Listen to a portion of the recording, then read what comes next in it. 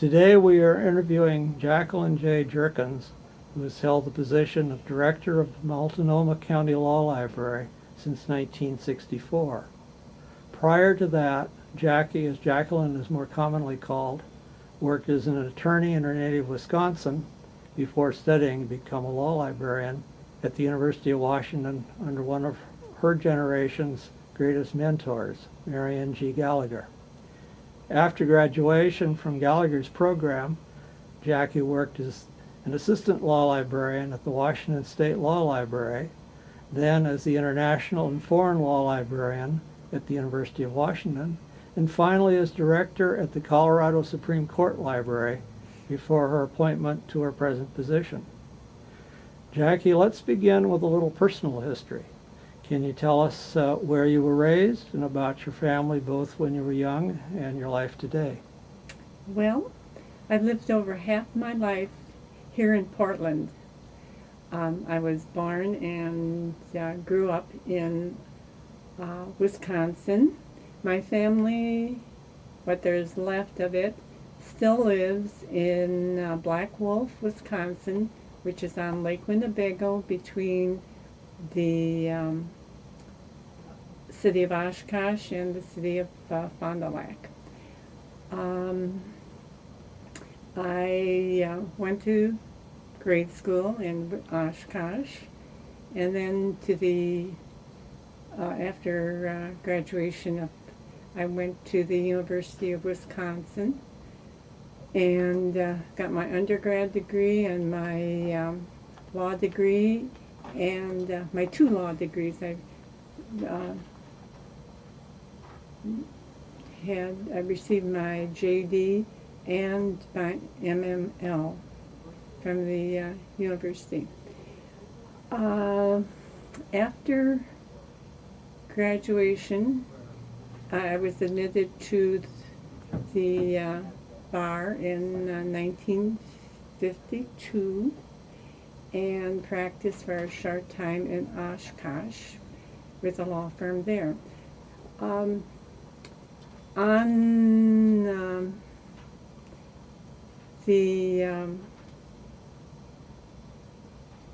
can tell you a little bit about how I got involved with law librarianship.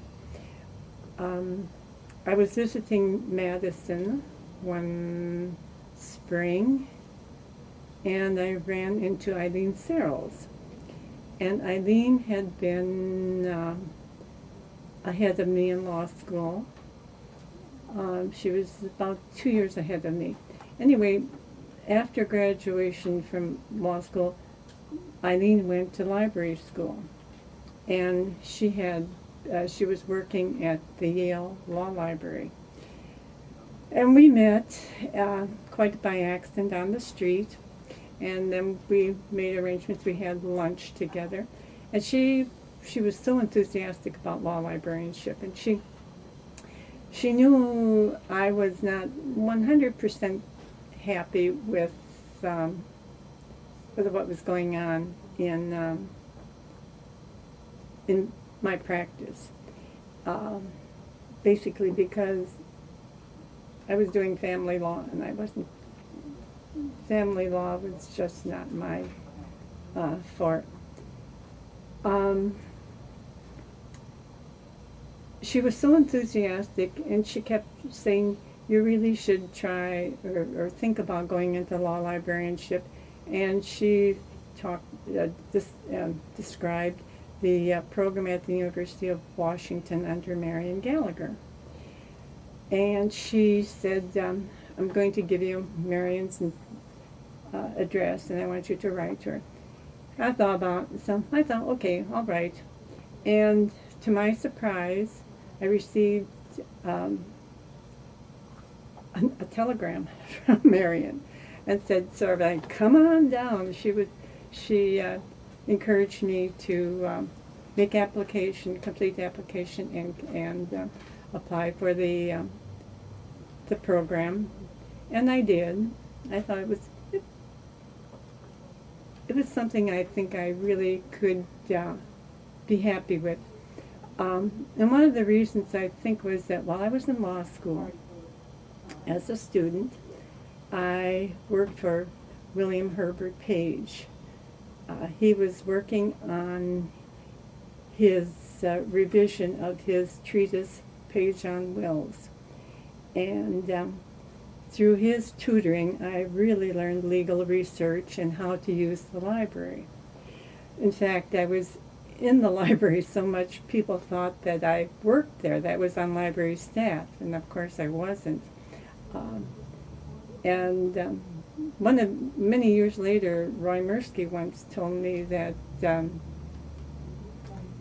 I had taught him how to shepherdize when I was doing my work for Professor Page in the library. Anyway, with that kind of feeling about research, I thought, and from what Eileen said, this would be a good fit for me. And so that's sort of the beginning of my background is in law librarianship. I was fortunate. I was one of Marion's students the year I went down, and I was the only student, so it was a one-on-one program for me. She and I would sit in her office and sort of just talk, and she'd assign a project to me, and she'd tell me what the objective of the project was, what the goal was, and then sort of turn me loose. And I would work with one of the staff members there in the library, and it was, I think that I became as close to Viola Bird, as anyone could, as a result of that kind of training and that interaction. One of the projects Marion assigned me, and she assigned me would seem to me an awful lot of projects, but one was to survey the Washington Supreme Court Library. It was going through some transitions, and so my project was to see if I could develop or work on a circulation program and a technical service program for the library. And so, of course, I became very familiar with this Supreme Court Library. Later on, Roy Mirsky was appointed the librarian there, and probably because he knew me at Wisconsin, and I was extremely familiar with the library because of the survey that the project that Marion had assigned. I joined his staff as assistant librarian, and of course I was head of circulation tech services. I've stayed there for about a little over a year, and then I had a call from Marion, and she said the university had made an application and received a grant from the Ford Foundation for a Pacific Rim Law Library to be housed in the Washington Law Library. And was I interested? Well, I had one of my LLM courses had been international law, and so I found it fascinating to be able to try and apply what I had learned.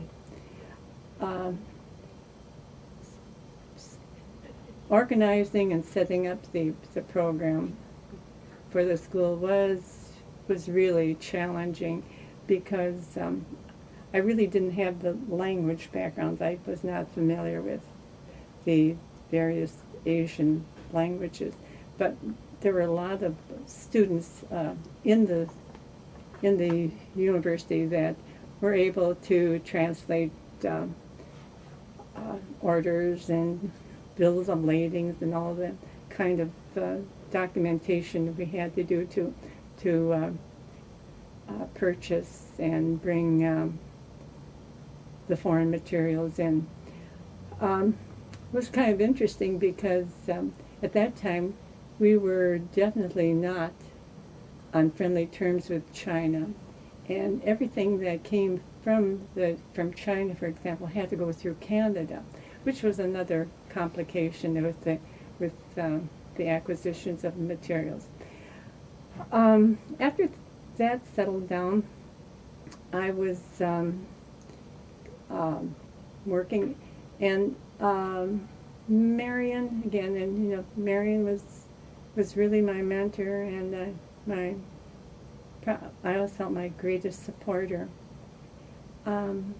Said, "There's a job out in Colorado that you might be interested in," and so I don't know if I really applied for it myself, frankly. All of a sudden, I was on a job interview at the Supreme Court Library of Colorado, and it interested me because the court was planning a new court building, and of course that meant a new law library, and that was exciting. It's kind of interesting. One of the side jobs that position entailed was being the assistant to the Secretary of State Board of Bar Examiners. So I was involved with giving bar exams. But again, Colorado legislature didn't fund the project, didn't fund the building. And that sort of left the library hanging, certainly left the court hanging. And well, we did a lot of revising or reorganizing the law library there. It just couldn't grow anymore. And again, I got a call from Marion. And she said, "There's a law library in Portland, Oregon that you might be interested in." So, and she said, "I want you to come." And I know I didn't apply, and she just had me come. And she introduced me to the president of the Multnomah Law Library Board. The law library is a nonprofit private corporation, and it's on contract to the county. The president at that time was Francis Harrington, and he was a very interested in law libraries. While he was a law student in Boston, he had worked for the social science library, and so he knew what the operation of a good law library was. Anyway, I ended up accepting the position, and that sort of started the 50-year period here for me. But it's been a very varied time for me. The first thing that happened, we had to build everything from the ground up. I always said that the library, when I came to it, was simply a telephone booth and a hat rack for the attorneys in the courthouse. The person who had been the librarian before me had been here many years, but he hadn't physically appeared in the library for about 10 years. There was the person's replacing him had been someone who had worked in a restaurant, and the person replacing her had been the elevator operator in the courthouse. And when they switched from the manned elevators, that's not the right word, but they simply transferred her to the law library. So she was the librarian, more or less, when I came on the staff here. As I said, Mr. Harrington was extremely interested in law libraries, and he went around the state talking about the library. He let everyone be known that I was the first professional law librarian in the state. And he offered my services constantly to any county law library, any library. So I was really involved with a great number of county law libraries. I decided if I was going to be involved, I better make a survey. So one of the things I did, I went around the state and actually surveyed every law library in the state. It was interesting. One of the judges once said the library consisted of the Digest, the Oregon Reports, the Oregon Code, and a few, textbooks. And I said, well, how do people do research? She said, well, if they don't go down to your library, I said, we don't cite anything that isn't in the Digest. So that was the extent of the research that they had available in many of the counties. I ended up reorganizing and developing about 5 of the county law libraries that are really very, very good law libraries right now. Not only was I involved with, and I have a lot of crazy stories about the judges from the different counties calling and asking for assistance, but I won't embarrass them. Sid Lezak from the U.S. Attorney, he was the U.S. Attorney for this district, asked me to come and reorganize his office library, which I did. I worked with Judge Solomon on the federal court library. And, of course, constantly developing this library into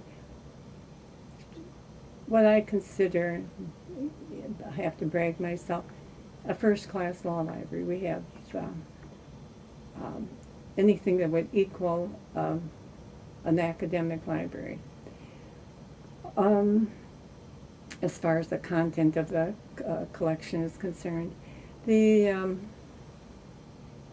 while I was also working here and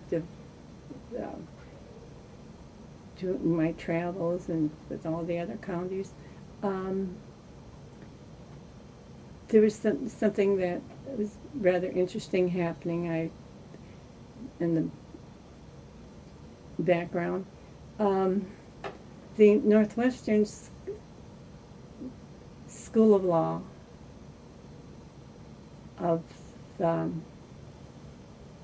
was under fire because over half of the attorneys graduated and practiced law, or graduated from the school and practiced law in the state. And the Supreme Court sort of looked at them and said, you're going to have to become accredited. And they more or less said, you shave up or ship out. They weren't going to accept accreditation students after a certain period of time. One of the judges came to me, one of our county circuit court judges came to me and said, will you come over and look at the Northwestern School of Law? He was on their board. So I went over to the Northwestern School of Law library, which was really in sad condition. Actually, there were pigeons. The windows on the upper area were open, and there were pigeons roosting on the shelf. So it was truly in dismal condition. And at the same time, because of this threat to the school was looking and negotiating for a merger with Lewis and Clark College, and the merger went through, and this kind of interesting connection again to Marion. The first dean that Northwestern hired was Dean Stevens, and he had been at the University of Washington. And of course he knew me because I had been at the University of Washington. So when it came to developing a faculty and working on developing the school for accreditation, he asked me to come on board, first as a consultant and then later on full-time. I asked my board if it was permissible with them, if I could have their permission to cut my hours here to half-time and then pursue the being consultant and from Lewis and Clark, and they thought it was just great. So my hours here were like from 8 in the morning till noon, and then I left at 1 o'clock. I went out and was out at the law school from 1 to about 10, 11 at night. And I really didn't get tired because it was such an interesting job. We were involved in so many things: the new building for the law school, developing the collection, because we were really starting from almost ground zero. We had they had the Pacific reports, but they really didn't meet any kind of accreditation standards. So that kept me busy, but money was always a problem. I remember one Thanksgiving, the day before Thanksgiving, Dean Stevens said, "We've got the go-ahead, send those orders in for whatever." And of course, Thanksgiving Day, I didn't go into the library. And Friday morning, I had this early morning call from I keep calling him Judge, from Dean Stevens. He said, "I hope you didn't send those orders in. They just took our funds." So funding was a problem. Also, Lewis and Clark College, I don't think ever had or comprehended the graduate school level program, and conflict developed between Dean Stevens and the president of the college. And soon Dean Stevens left, and then there were a couple of very rapid succession, new deans, and so I decided that I would resign and go back to Multnomah full-time. It was great to be at Northwestern. I not only was able to organize the law library, help with the new building, and teach a class in legal research and writing, but it was good to be back with the practicing attorney. Um, we I'd always been a sounding board for the news associates, and I thoroughly enjoyed that. After that, I became really again involved in the county law library problems, which was again funding and lack of adequate collections and services.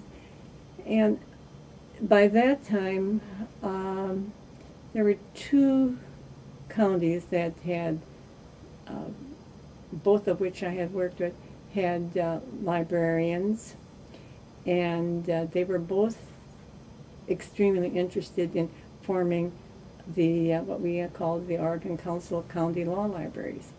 And we formed, I think it was 1975 we formed, to develop a networking system. And that was just when the fax was becoming available. And so we set out to look for, if our library couldn't afford the fax, or if the library couldn't afford the fax, we found a way to get a fax machine, and so that we could network and share our resources.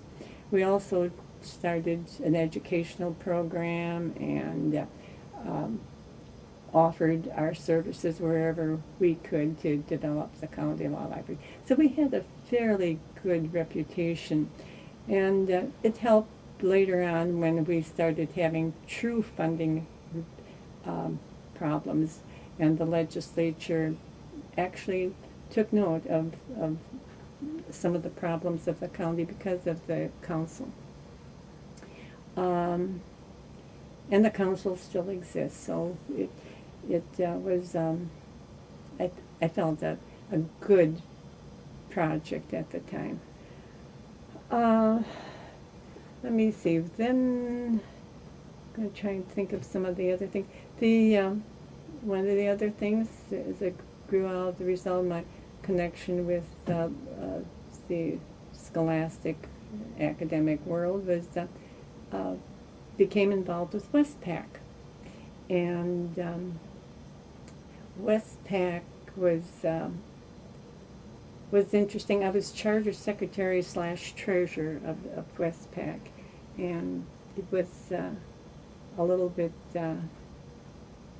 We had a huge, or we still, Westpac still covers a huge geographical area, and the interaction of the different people was interesting, because we started out strictly as an academic organization meant for those people working in the university libraries, but we soon expanded to cover anyone within the geographical area that was interested or working in law libraries. And I'm still archivist for Westpac. I became almost immediately active with AALL, again because of Marion and because of Viola Bird.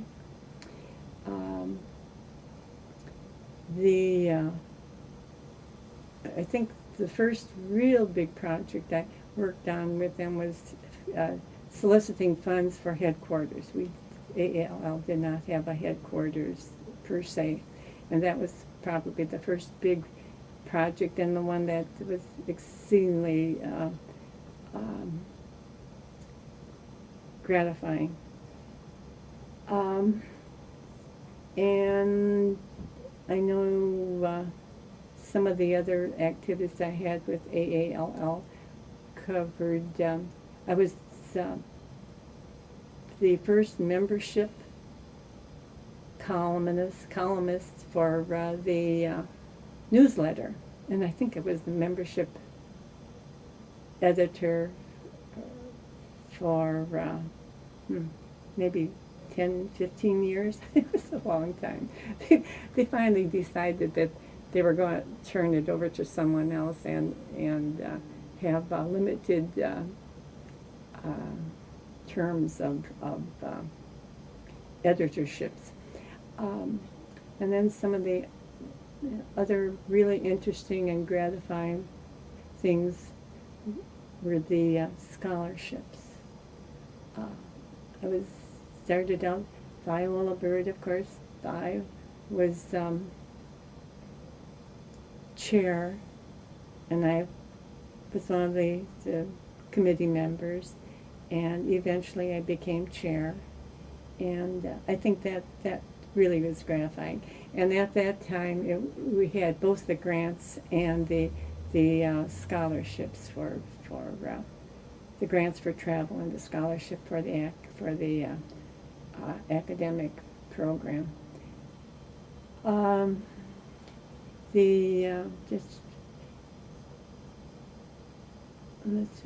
just trying to think of some everything. The standards I worked on I probably worked on was either chair or on a committee membership of just about every committee that AALL had. We had relations with publishers. That was a beginning program, and it was really quite interesting at the beginning. For example, the representatives from Bancroft, Whitney, and West would not appear on the same platform because of the antitrust complications that could ensue. But anyway, it's hard to pick out which committees I enjoyed the most, because at the time I enjoyed them thoroughly.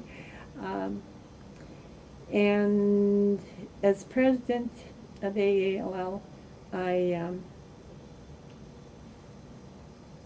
was really quite surprised when I was asked to run,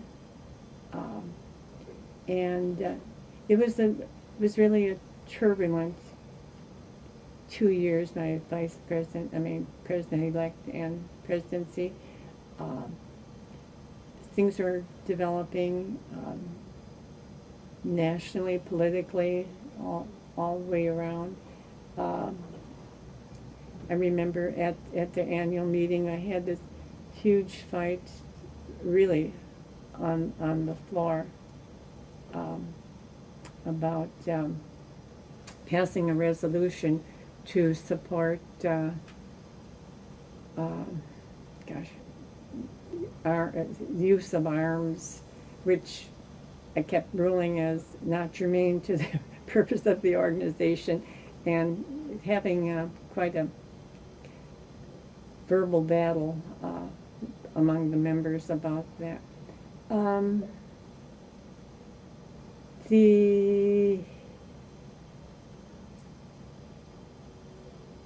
Currently, I was going to say, this library, the Multnomah Law Library, and all the county libraries are really suffering because of lack of funds and because of the automation of and digitization of law libraries. I'm proud to say that we were the first law library to have a computerized research service. We had, we go back to 1979 when we had our first computer. We had Westlaw. Lexis would not talk to us, so we didn't have Lexis at the time. But because of the computer, because of the online services, because of the digitization of materials, I think all law libraries are going to be changing. The library of yesterday is not the library of today, and today is not going to be the library of tomorrow. Jackie, you've done an awful lot for the profession, and I want to mention specifically that you are now one of the few members of AELL's Hall of Fame, and obviously for good reason, in my opinion. Thank you. I also recall a few minutes ago you mentioned Judge Stevens and then corrected yourself quickly in that he wasn't a judge, he was the dean. Dean, And yes, right. George Stevens, of course, had been around a long time. You might find it interesting that after he retired from the academic life, he and Helen, his wife, moved to Whidbey Island up north of Seattle in Washington State. And for a while, he was a municipal judge Oh, in wonderful. the city of Langley, How wonderful. which is on the island. Yes. No, it's awful. Even when I go to the doctor, I call everybody a judge. You have nothing but judges in your building with you, huh? That's all. Yeah. Thank you, Jacquie Jurkins, for allowing us to visit with you today and for taking these few moments to share so much about yourself and our profession. Before closing, however, is there anything that you would like to add before we conclude this interview? All I can say is that law librarianship and AALL have been a major part of my life and a good part of my life. And I've always been grateful that I made the choice to go into law librarianship. So Thank you, Jacquie. You're welcome. And thank you for taking your time today. thank you for having me. Thank you. Or thank you for asking me. Thank you.